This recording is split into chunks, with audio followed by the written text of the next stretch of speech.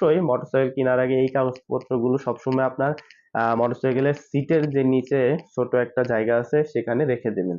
আসসালামু আলাইকুম। আজকে আমি আপনাদের খুবই একটা ইম্পর্টেন্ট একটা বিষয় নিয়ে আলোচনা করব। আমাদের অনেকের যে প্রাপ্তবয়স্ক ছেলেরা আছে তারা তাদের সবারই একটা বাইকের খুব শখ। তো আমরা বাসায় বাইকের জন্য চাপ দিই যে আমাকে একটা বাইক কিনে দেন। যাই হোক, এখন মূল কথায় আসি।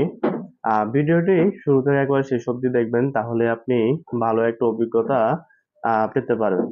তো আমরা যখন একটা বাইক কেনার জন্য কিছু টাকা জমাই, এই টাকা নিয়ে যখন আমরা একটা শোরুমে যাই, তো আমাদের বাইক কেনার জন্য আমরা শোরুমে যাওয়ার আগে বাড়ি থেকে কি কি কাগজপত্র নেব সেটা বলি। প্রথমত আপনি আপনার পাসপোর্ট সাইজের একটা ছবি নেবেন, ক্লিয়ারলি একটা পাসপোর্ট সাইজের একটা ছবি নেবেন। আপনার এনআইডি কার্ড নেবেন, একটা অরিজিনাল একটা এনআইডি কার্ড নেবেন, আর সাথে একটা ফটোকপি এনআইডি কার্ড নিয়ে যাবেন। তারপর আপনার বিদ্যুৎ বিলের যে কাগজটা আছে সেটা নিয়ে যাবেন। যদি আপনার বিদ্যুৎ বিল না থাকে, বিদ্যুতের কাগজটা যদি না হয়, তাহলে আপনাদের বাড়ির যে গ্যাস বিল, বা আপনি যদি ভাড়া থাকেন তাহলে আপনার বাড়িওয়ালা থেকে আপনার গ্যাস বিলের যে কাগজটা সেটা নিয়ে যাবেন। তো এই কাগজগুলো নিয়ে আপনি শোরুমের উদ্দেশ্যে রওনা দিবেন।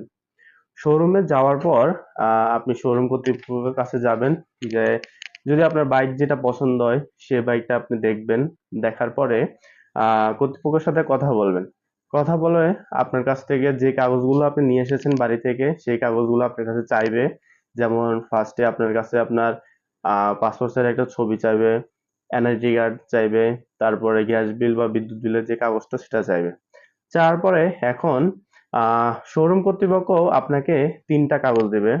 যেমন একটা হলো রেজিস্ট্রেশন ফর্ম, সেকেন্ড হলো আপনার ভ্যাট চালান, তারপরে হলো আপনার ট্রেজারি চালান, তারপরেও একটা আছে আপনার গেট পাস। এখন আপনার রেজিস্ট্রেশন ফর্ম যেটা, সেটা হলো আপনার মূলত বাইকের যে সম্পর্কে যে ডিটেলসটা সেটা রেজিস্ট্রেশন ফর্মে থাকে। যেমন আপনার চেসিস নাম্বার, ইঞ্জিন নাম্বার, বাইকের মানে যাবতীয় সবকিছু আপনার রেজিস্ট্রেশন ফর্মে থাকে। তো এইটা খুব গুরুত্বপূর্ণ বিষয়।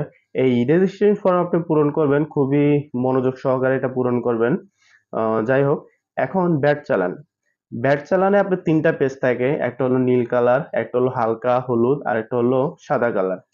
এখন নীল কালার যেটা সেটা আপনাকে দিয়ে দিবে, আর হালকা হলুদ যেটা সেটা ব্যাট অফিসে চলে যাবে, আর সাদা যেটা সেটা আপনার শোরুম কর্তৃপক্ষের কাছে থাকবে। তারপর ট্রেজারি চালানটাও তাদের কাছে থাকবে, আর গেট পাস। এখন আপনি যখন বাইকটা কিনবেন, বাইকটা যখন আপনি শোরুম থেকে বের করবেন, তখন কিন্তু অবশ্যই আপনার গেট পাস দেখে কিন্তু বের করতে হবে। এই কথাটা অবশ্যই মনে রাখবেন। আবার দেখেন, আমি বাইকটা বের করতে পারতেছি না, অনেক হয়রানিমূলক অনেকে দৌড়াদৌড়ি করবেন।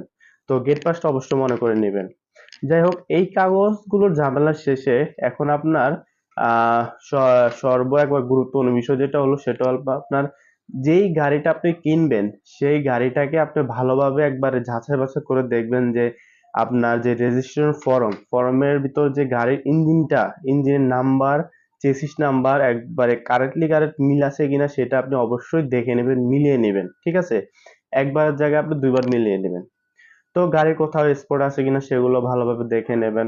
যাই হোক, এগুলো দেখা শেষে এখন আপনার মূল একটা কাজ হলো একটা হেলমেট কেনা। ঠিক আছে, এখন আপনি গাড়িটা নিয়ে বের হলেন, আমি গাড়ি নিয়ে বের হলাম, বাতাস গতিতে আপনি দৌড়ালাম, তাহলে তো হলো না।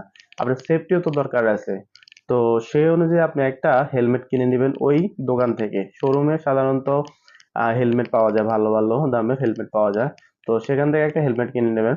যাই হোক, এগুলো হলো আপনার বাইক কেনার আগে যা যা করবেন সেগুলোর কথা বললাম। এখন বাইক কেনার পর কি করবেন? আপনার বাইক যদি আপনি এই মাসে কিনেন, তাহলে আপনার গত মাসে আপনার একটা ড্রাইভিং লাইসেন্স বানানো অবশ্যই দরকার। কারণ একটা ড্রাইভিং লাইসেন্স যদি আপনি আবেদন দেন তাহলে ১ মাস ১.৫ মাসের মতো সময় লাগে। তা আপনি যদি বাংলাদেশের নাগরিক হয়ে থাকেন, আর বাংলাদেশের নাগরিক হিসাবে আপনার একটা যদি গাড়ি একটা ইউজ করেন, হতে পারে এটা মোটরসাইকেল বা অন্য ৪ চাকার যানবাহন হতে পারে, অবশ্যই আপনার নামে একটা ড্রাইভিং লাইসেন্স থাকতে হবে বৈধভাবে। ঠিক আছে, যদি ড্রাইভিং লাইসেন্স থাকে তাহলে আপনার বাংলাদেশে কোথাও আপনাকে কেউ ধরবে না। ড্রাইভিং লাইসেন্স, আপনার হেলমেট। তো এগুলো যদি থাকে, আপনার কেউ ধরবে না। গাড়ির কাগজপত্র যদি থাকে ঠিকঠাক, তাহলে আপনাকে কারো বাপের সাহস নেই যে ধরার মতো, ঠিক আছে?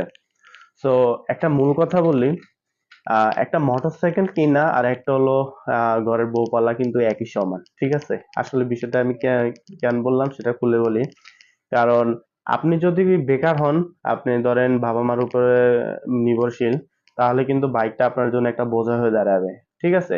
মানে এটার বিভিন্ন খরচ, তেল, তারপর যাবতীয় পার্টস এর খরচ, মোবিল, এভরিথিং, এই খরচগুলো আপনি যদি পোষাতে পারেন, আপনার দ্বারা যদি এগুলা হতে পারে, তাহলে আপনি বাইকটা কিনবেন, ঠিক আছে? বাইকটা মানে একটা ঘরের বউয়ের সাথে তুলনা করা হলো, যাই হোক। তাহলে কিন্তু আপনি বাইকটা কিনতে পারেন। এখন আপনার বাইকটা যখন ফার্স্টলি বের করলেন, রাস্তায় বের করলেন, আপনি যদি ধরেন অল্প কিলোতে যদি চালান, যতটুকু চালান, আপনি অবশ্যই একটা হেলমেট ইউজ করবেন, ঠিক আছে? এখন আরেকটা কথা বলি, আপনার বাইকটা যখন কিনবেন, তখন শোরুম কর্তৃপক্ষের কাছে যদি আপনি আপনার এই গাড়ির যে বিআরটিসির কাগজটা করান, সেটা যদি শোরুম কর্তৃপক্ষের কাছে করান, তাহলে অবশ্যই কিছু আছে, বিধিনিষেধ আছে। যেমন 2 বছরের জন্য যদি আপনি বিআরটিসি কাগজ করান, তাহলে আপনার 2 বছরের জন্য সামথিং 10 থেকে 12 হাজার টাকা খরচ যাবে। আর যদি 10 বছরের জন্য করান, তাহলে 20 হাজার টাকা খরচ যাবে। আর আপনি যদি নিজে নিজে করেন, তাহলে আপনার আলাদা যে খরচটা সেটা যাবে না। কারণ কি, আপনি নিজে নিজে একটু দৌড়াদৌড়ি করতে হবে, তাহলে একটু খরচটা কম হবে। আর শোরুমের কর্তৃপক্ষের কাছে যদি আপনি করান, তাহলে সবকিছু তারাই দেখবে। তারা 15 থেকে 20 দিন সময় নিয়ে আপনার সম্পূর্ণ কাগজ, আপনার গাড়ির যাবতীয় কাগজ সবকিছু বিআরটিসির মাধ্যমে তারা সম্পূর্ণ করে আপনাকে হাতে দেবে। এতে আপনার কোনো দৌড়াদৌড়ি করতে হবে না, কিন্তু টাকাটা একটু বেশি যাবে সামথিং এই। আর কোনো বিষয় না।